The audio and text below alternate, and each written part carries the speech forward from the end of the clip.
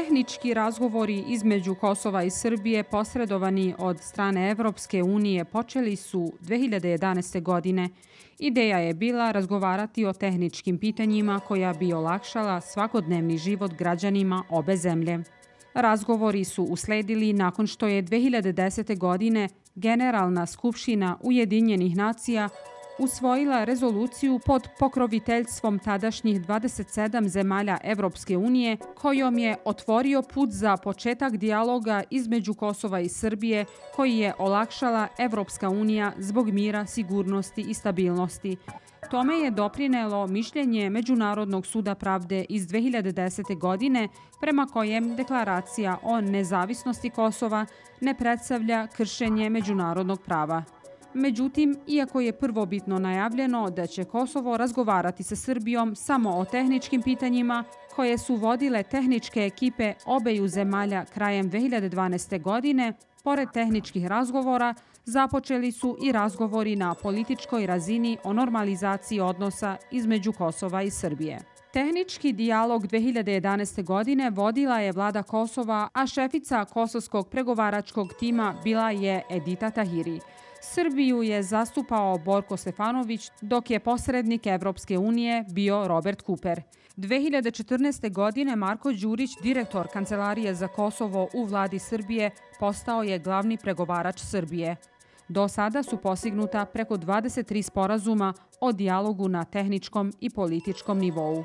Prvi sporazum postignut 2011. godine bio je o matičnim registrima, a usledio je sporazum o slobodi kretanja, carinskim markama, diplomama, integriranom upravljanju granicama, regionalnom predstavljanju i saradnji, telekomunikacijama i službenim posetama. U 2015. godini postignut je dogovor o raspuštanju i integraciji takozvane civilne zaštite na severu Kosova. Postignut je sporazum o međusobnom priznanju polisa vozila, energetike i dogovor o ADR sertifikatima. Međutim, januara 2017. godine Kosovo i Srbija su postigle sporazum za integrisano pravosuđe na severu Kosova. Ali nisu svi postignuti dogovori implementirani. Prema izveštaju Kosovskog demokratskog instituta o dijalogu između Kosova i Srbije, njihova primjena nije zadovoljavajuća s obzirom na samu prirodu sporazuma i nespremnost stranaka, posebno Srbije, da poštuje postignute dogovore. Prema ovom izveštaju, konstruktivna dvosmislenost je element koji je okarakterisao ove sporazume, metoda prilagođavanja stavu strana o statusu Kosova. Prema izveštaju Kosovskog demokratskog instituta koji je sačinjen na osnovu zvaničnih izveštaja vlade Kosova, potpuno implementirani sporazumi su ugovori o carinskim markama, sporazumi o naplati carinskih prihoda i uzajamno priznavanje potvrda o ADR. Sporazumi o katastru, civilnom registru, slobodi kretanja, predstavljanja i regionalnoj saradnji i raspuštanju civilne zaštite delimično su sprovedeni. Ugovori o integriranom upravljanju granicama, telekomunikacijama, certifikatima farmaceutskih proizvoda su u fazi primene. Inače, u oktobru 2012. godine proces tehničkog dijaloga prešao je na politički nivo. U to vreme su se između Prištine i Beograda vodili pregovori tadašnjih premijera Hašima Tačija i Ivice Dačića. Prvi dogovor u okviru ovog procesa postignut je između dva premijera u aprilu 2013. godine. Kasnije je taj proces podignut na pregovore na nivou predsjednika. Kosovo je predstavljao predsjednik Hašim Tači, dok je Srbiju zastupao predsjednik Aleksandar Vučić. Srbija je nastavila da vodi kampanju za povlačenje priznanja Kosova i sprečavanje pridruživanja zemlje različitim međunarodnim organizacijama. Nakon neprihvatanja Kosova u Interpol u novembru 2018. godine, tadašnja kosovska vlada na čelu sa Ramušom Haradinajem uvela je porez od 100% na robu koja se uvozi iz Srbije i Bosne i Hercegovine, a povlačenje ove odluke uslovljava priznanje nezavisnosti Kosova od strane srpske države. Odluka je izazvala zastoj u pregovaračkom procesu pošto je službeni Beograd odbio povratak u Brisel dok carinska odluka nije svrgnuta. Haradinajev naslednik Albin Kurti, koji je kosovsku vladu vodio oko mesec i po, poništio je poreznu odluku i zamenio je merama reciprociteta. Ova odluka nije našla podršku međunarodne zajednice koja je pozvala strane da se obavežu na stvaranje pozitivne klime za nastavak dijaloga.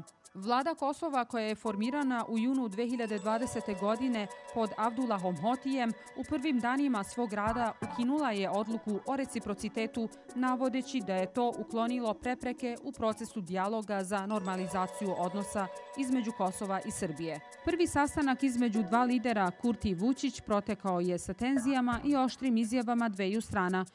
Ključni nesporazumi su bili zbog suprotnih agenda dveju strana. Dok je srpska strana na čelu sa predsjednikom Vučićem, kako su naglašavali i ranije, zahtevali formiranje zajednice opština sa srpskom većinom, kosovska strana je na čelu sa premijerom Albinom Kurtijem fokusirana na otkrivanje preostalih masivnih grobnica u Srbiji sa albanskim građanima Kosova koji su ubijeni tokom rata.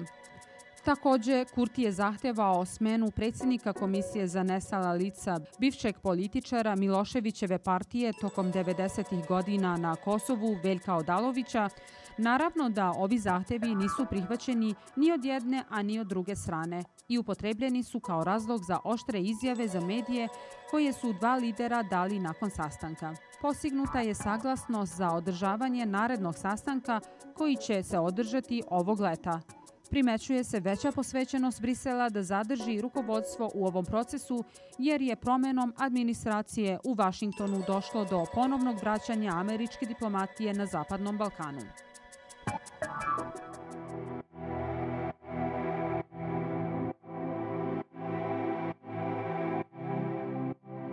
It depends on who you talk about, who is expecting what.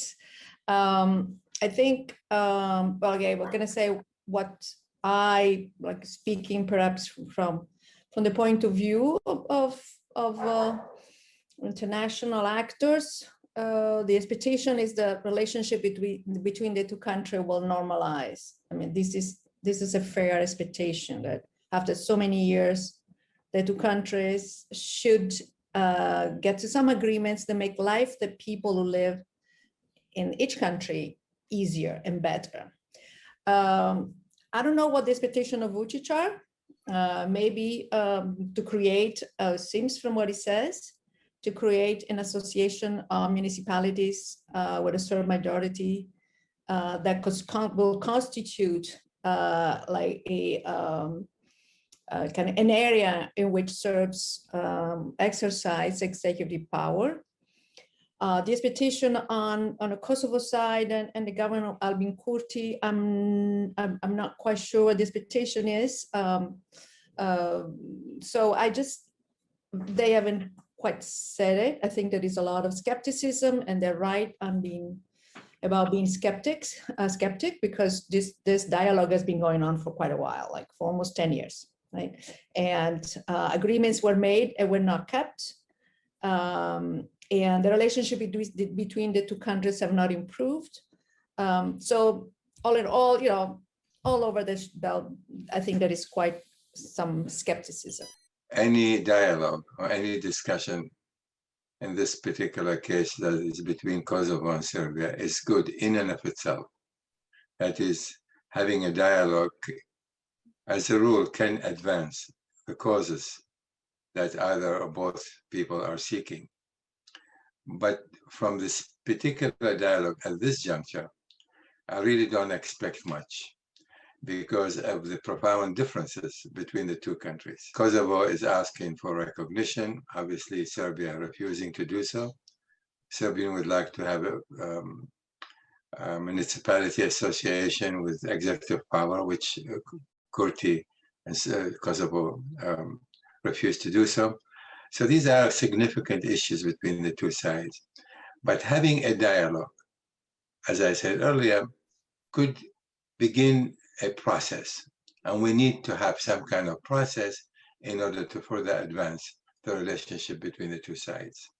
So I can imagine that what will be discussed is the continuation of the process. If you want to reach the last step of negotiations, then you need to have recognition processes between Serbia and Kosovo, and we are not there. We are. In order for the dialogue to be successful, there needs to be agreement at the beginning that the end result of the dialogue is going to be mutual recognition based on Kosovo's independence and sovereignty. Marty Adasari told me before he entered into his mediation process that he knew exactly where it would end up. The same case here. In order to succeed, the US has to be more thoroughly involved. We've been doing this now for so many years. It's time to finish and move on.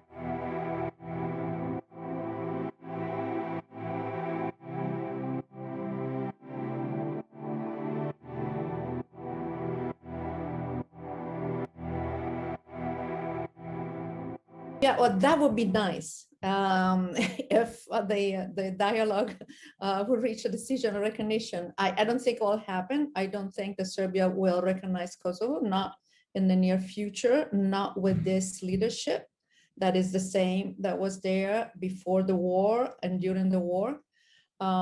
So I'm also pessimistic on this. The alternative, I don't think you can move Serbia on this, but I think that the EU should really make an effort on treating Serbia the way it treats all the other countries in the Western Balkans, and not let Serbia get away with not respecting standards on human rights and democratic freedoms and liberties, on not recognizing agreements and so on. There are no other options. Either Serbia recognizes Kosovo, or in accordance with Chapter 35, it's going to be locked out of any integration into Euro-Atlantic institutions. Now, this discussion has been going on for a long time without result. Serbia needs to understand there are rules to the discussion. Either it's going to abide by those rules, or it's going to become a pariah state. And the Serbian people are going to be excluded from Europe.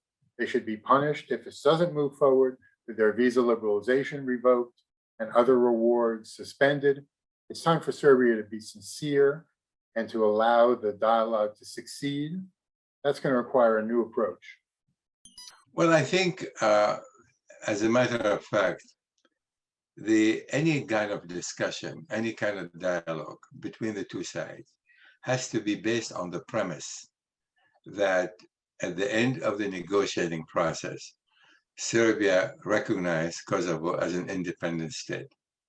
But that is not on the table at this particular juncture. My feeling is that any discussion between the two sides has to establish that premise from the very beginning. That is, you cannot discuss anything in vacuum. Belgrade recognized this at this juncture or not. The dialogue can proceed, but the assumption, the underlying assumption has to be that at the end of this dialogue, a recognition of Kosovo as an independent state is a must. That is going to be a long, painful process. But if the dialogue continues on that basis, then there is a prospect, maybe for a few years down the line, that there will be mutual recognition between the two sides. I'm not sure Serbia is going to recognize Kosovo, because you know that this issue is a very sensitive issue, and the current president, Mr. Vučić, is not going to take probably a lot of risk vis-a-vis his electorate. So the level of nationalism is such in Serbia that I have some doubt that they will recognize Kosovo in the short term. But they also know that they will not enter themselves the EU, because they are negotiating if they don't make steps in this domain.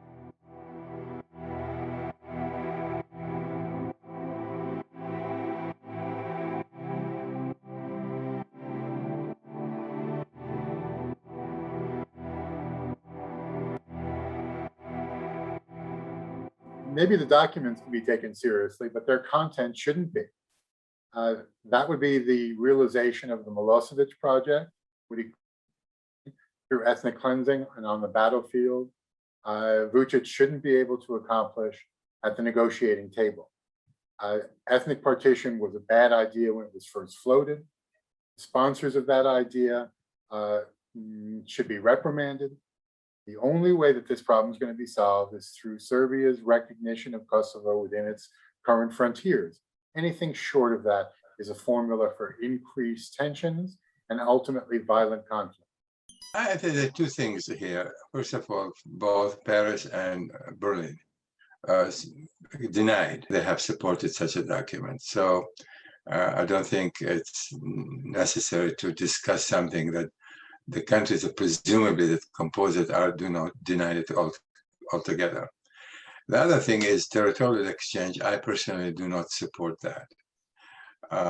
That is, the Kosovo and Serbia have been together under Yugoslavia. They know each other perfectly well. They've been there. They have had regular, normal relationship with one another. That is, if there's going to be any solution, practical one, because if you start that, where do you stop?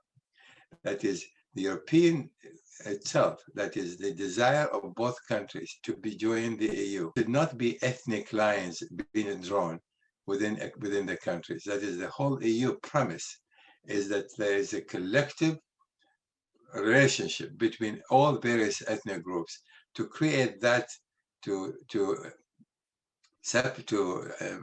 establish, to change borders will be in fact contrary to the EU Charter, to the EU and the Kosovo's and Serbia prospect of becoming an EU member states.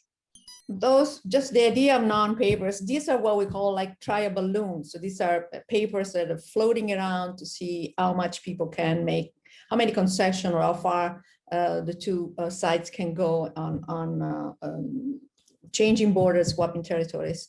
It's an old idea. It's been going on for a while. I mean, this is the idea of Serb nationalists. Dobrica Ćosić talked about this in 1990, so it's not new. It's very destabilizing for the Balkans. It shouldn't happen.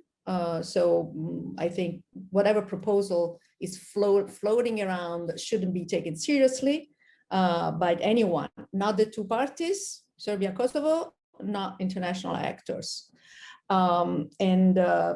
Maybe some border changes can happen in the future with the two countries that recognize each other and they can easily decide on their own what they want to do, but not as now as an alternative to achieve a durable peace and a recognition between these two countries. It's not a good idea to have monoethnic territories.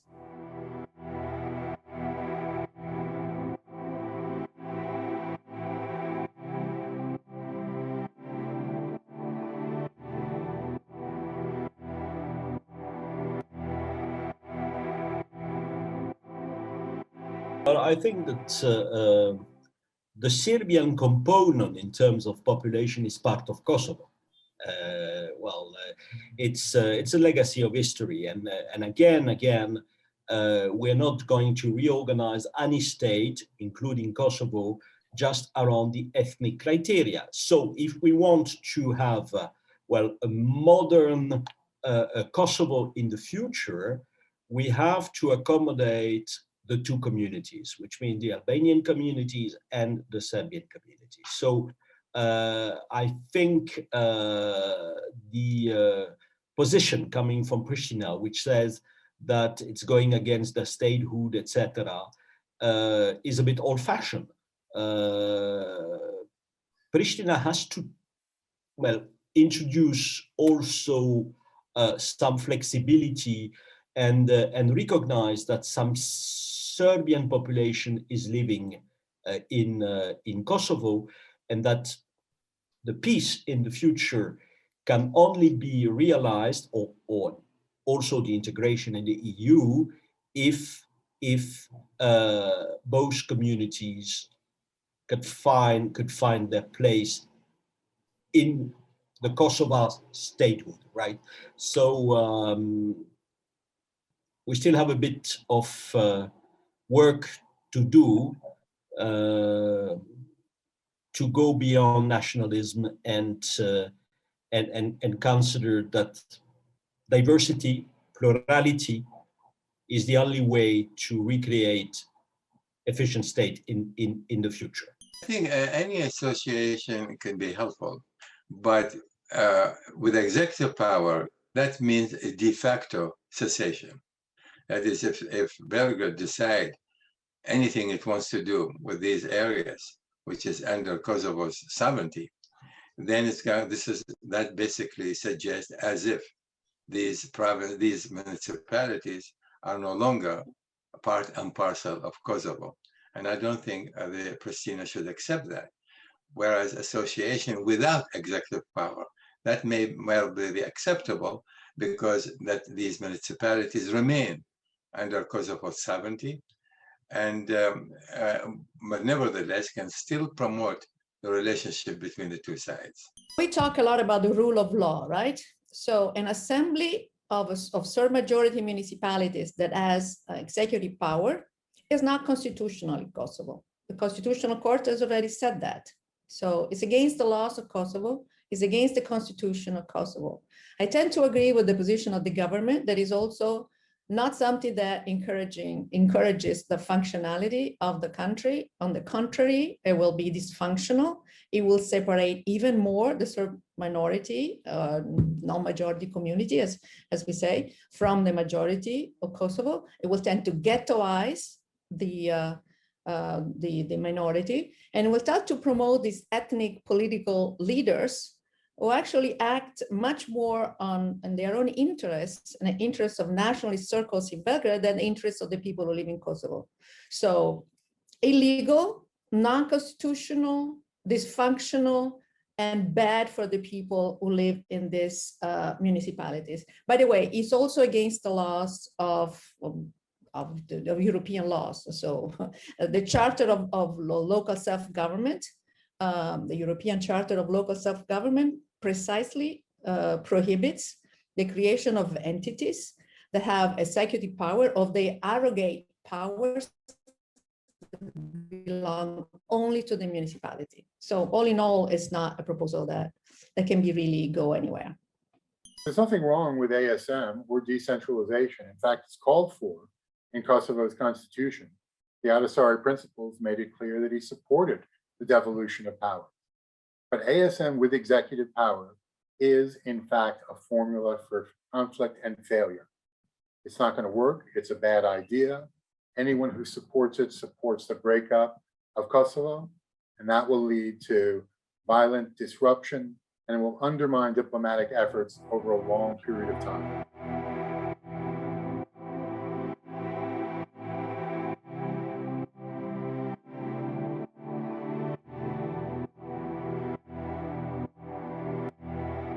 Of course it can. It can make it clear what these agreements say, how they'll be implemented, that the US and the EU are unified in their approach.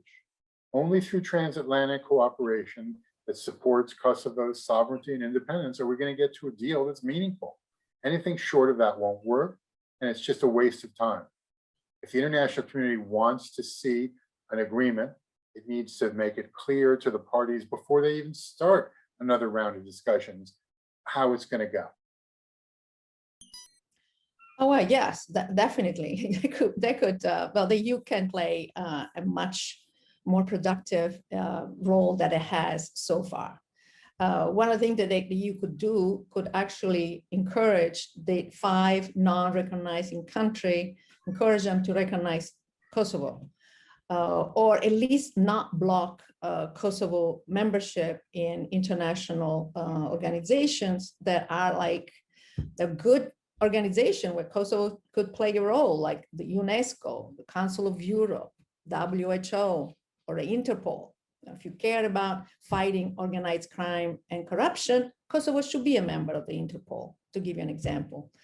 In time of a pandemic, Kosovo should be a member of WHO. the agency that deals with public health in the world. So the EU can really play an important role in facilitating the consolidation of Kosovo sovereignty and encouraging those who haven't recognized Kosovo to recognize it, and clarify the terms of any dialogue that goes on between Serbia and Kosovo by holding Serbia responsible for following the standards that they ask from any other country. Because Serbia cannot cannot have a privileged position in this dialogue. Yes, of course, and well, there are different statements because there are different opinions, right? So well, the power of the EU is to be able to create a form of compromise and a form of mediation between the two positions, right? It was possible some years ago with the normalization agreement. You remember when Mrs. Ashton decided, well, to play a leadership to well, make sure that this normalization agreement happened. Well, something like this has to be provided again by the EU, except that there is one limit. It works if the parts, I mean, at stake, which means Kosovo on one side, Serbia on the other side, know that there could be a final outcome, a carrot to a certain extent, which is called enlargement. And if this is not clear from the EU side, in this case, I suspect that it would be difficult for the EU to play this role of mediator between the two sides. To accept compromise, you need also to be sure about your objective, to be sure about the outcome you could get if you accept this compromise.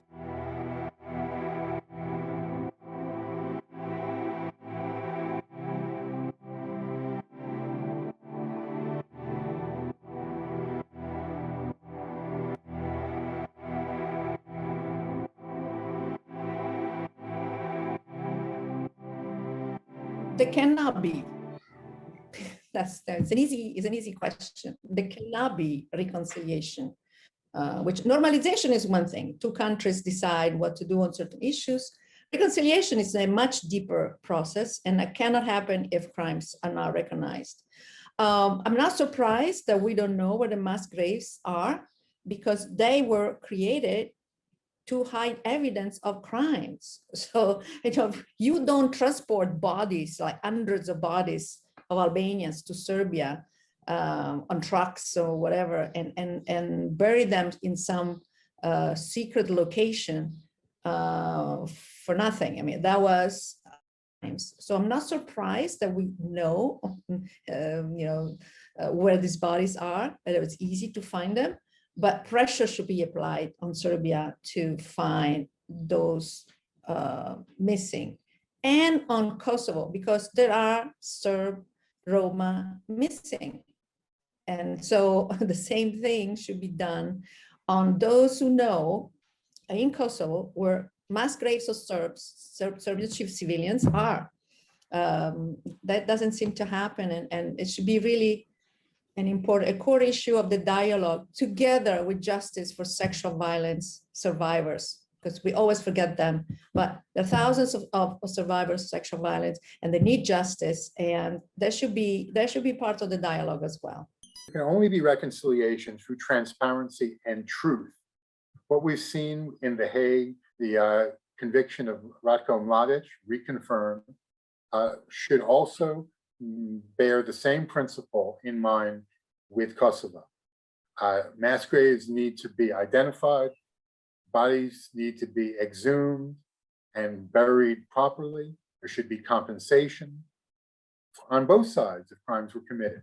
But we know that the mass majority of crimes were committed by ethnic Albanians. It's time to stop messing around. I'm frankly tired of this conversation. It's the same discussion These are the same questions I've heard over the past years. Either the US and the EU make crystal clear what's going to happen, and they tell Belgrade and Pristina at the outset what to expect, or let's just abandon this process. Let's put Serbia in the penalty box, and let's keep it there until it becomes a normal society led by political leaders who have credibility. It's very difficult, and I fully agree. Reconciliation requires revisiting the historical perspective. And that is, I'll give you the perfect example. Germany today is the leading state within the EU.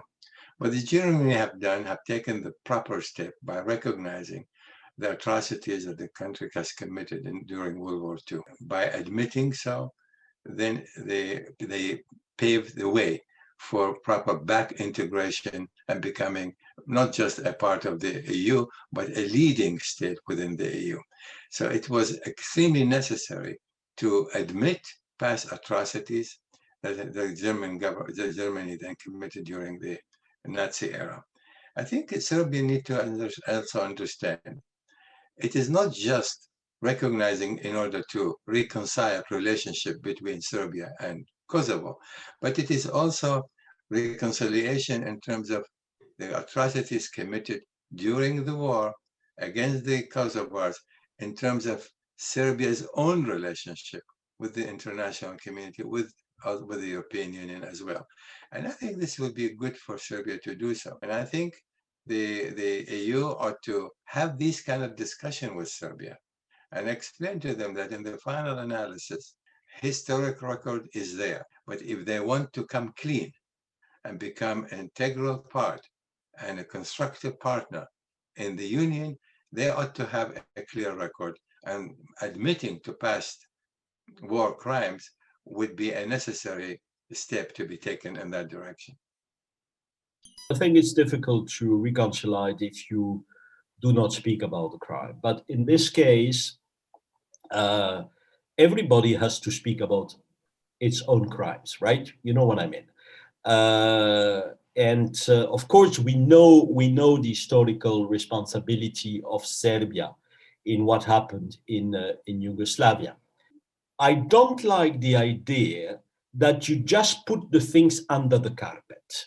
Because if you put the things under the carpet, saying, well, we don't speak about that, it will immediately come back afterwards.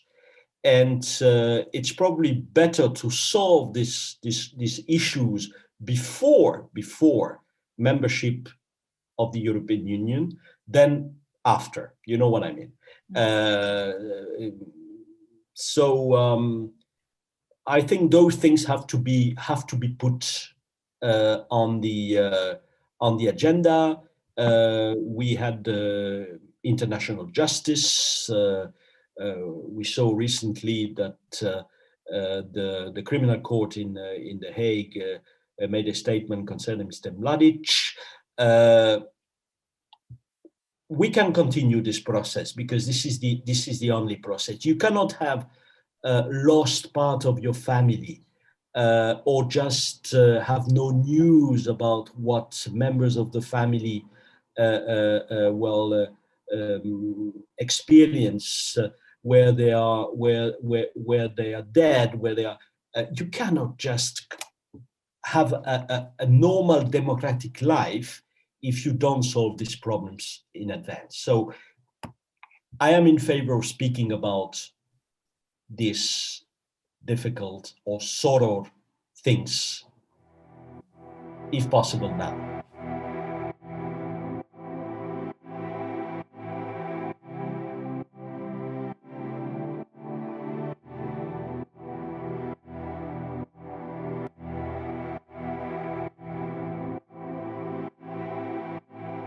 Kosovo Albanians, well, Albanian Americans. That remember the three Vitici brothers. There is a trial that goes on and on and never comes to a solution in Serbia. We know who the perpetrators are because they were in jail. So and they were killed after they were released.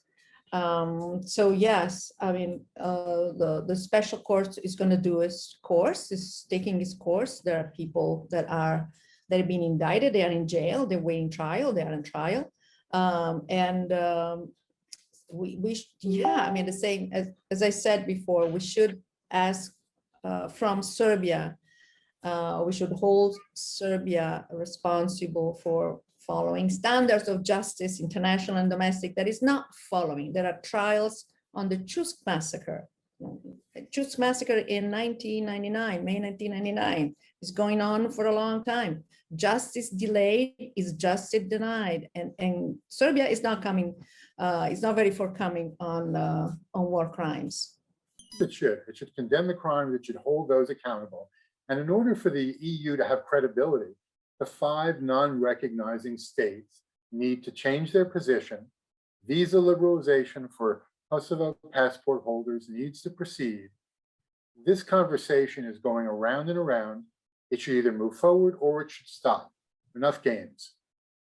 See, I think going to the court at this point, it defies the spirit of the dialogue between the two sides. That is, if you're going to the court, you are basically now charging one country against with the war crimes. And that is going to be inconsistent with the spirit of the dialogue that ought to be taking place. To go to the international court at this juncture, at this point, would be counterproductive in every which way. That is, it is inconsistent with having, on the one hand, a dialogue between the two countries, and on the other hand, going to the international court to seek justice. I would not do so at this juncture. We'll have to see how the process, how the negotiations are proceeding and how successful they will be. And we'll also see whether Serbia itself come to the conclusion that by admitting war crimes, it will then relieve itself, will eventually clear the record, because the historic record is as such, it is a dark cloud basically on Serbia today. And I think rather than go to an international court, we have to focus on the process of the negotiation. And at one point, the EU ought to be talking with Serbia behind, privately, that it's time has come for them to recognize war crimes in order to clear the historic record. Just like Germany has done, and Germany today is the leading country within the EU, but it has done, the wise thing to do was to admit to these war crimes and clear the record. And today Germany is no longer being seen as the country that has committed these atrocities, because it has come now with a clear record. I would say yes, but this is my personal opinion. Let's wait and see what happened in reality. But for the reasons I explained before, I think this should be put on the table. Yes, definitely.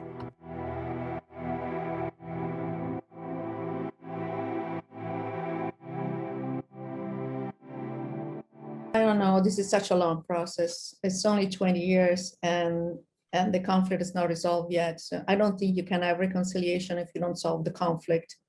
Serbia doesn't recognize Kosovo. Serbia doesn't recognize the crimes they committed in Kosovo. On what basis should reconciliation happen if there is no recognition of what has been done? I think anyone can forgive anyone else, if they ask for an apology, if they apologize, but this is not happening. I think it's a very long process, and it needs to be done. The process needs to be conducted at the different levels. There is a high level, the states, and middle level, civil society, a very local level, small communities. It's a long process and involves everyone. I can't see it happening. First of all, being convinced among the societies that nationalism goes nowhere. And I know it's difficult, especially when you just have the feeling of regaining your identity, right? It's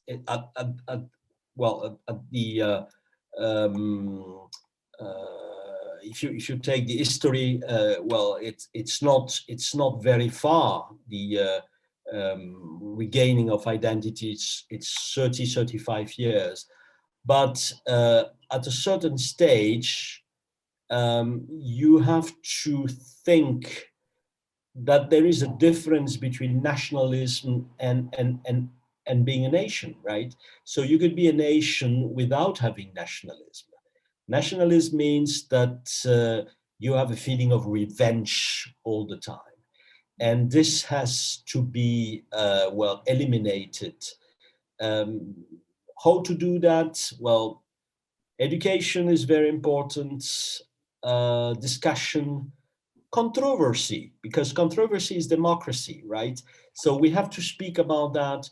We have to organize, well, debate with people from both sides. All what is done by NGOs, by TV like yours for reconciliation goes in the good direction, but no other way. If you take the Franco-German reconciliation, right, in 1950s, so 5 years after the end of the war, the level of anti-Germanism in France was very, very high. And we discovered 15 years afterwards that it has, well, progressively disappeared. Why? It's because we organized exchanges. We decided to have debates between young people from both sides, between intellectuals, between media representatives, etc. This is how to deal with this problem. Reconciliation can only happen if there is a process at the level of the civil society. It's not just the state and the politicians who said, well, guys, tomorrow it's reconciliation. No. Of course it helps, but it has to be accompanied by a dialogue between the civil societies. So try to make sure that the other is not the enemy, right? This is the way to reconcile. There needs to be contact, communication, and cooperation between civil society. They need to identify their shared interests, their common values, and ways of working together. The government in Belgrade has demonized Kosovo Albanians and made this much harder than it should be. Through people-to-people interaction and mutual benefit, we can move forward from the current impasse, and Albanians and Serbs can start to cooperate and to derive mutual benefit. Anything short of practical benefits is a charade, and we shouldn't even consider it. Look, the normalization process should include all kind of trade, economic development, free movement of people and goods between the two sides. This is a necessary first step. But as I said earlier, that Serbia ought to understand Kosovo's independence is not negotiable. Over 100 countries have recognized Kosovo, and that is not going to be reversed. Not now, not ever. The Serbian government need to understand that. The EU, the United States ought to hammer this issue time and again to Serbia. This has to be the end of the road, is a mutual recognition. The process of normalization is a vehicle, is a means by which to get to that point. But it cannot just be on and of itself. But in the end, mutual recognition is central to between the two countries, in order because of its independence, as I said, is not something having suffered the way I have suffered during the war, and moreover, mind you, Kosovo was independent province when under the Yugoslav government, and it is the right of the Kosovo people to maintain their independence.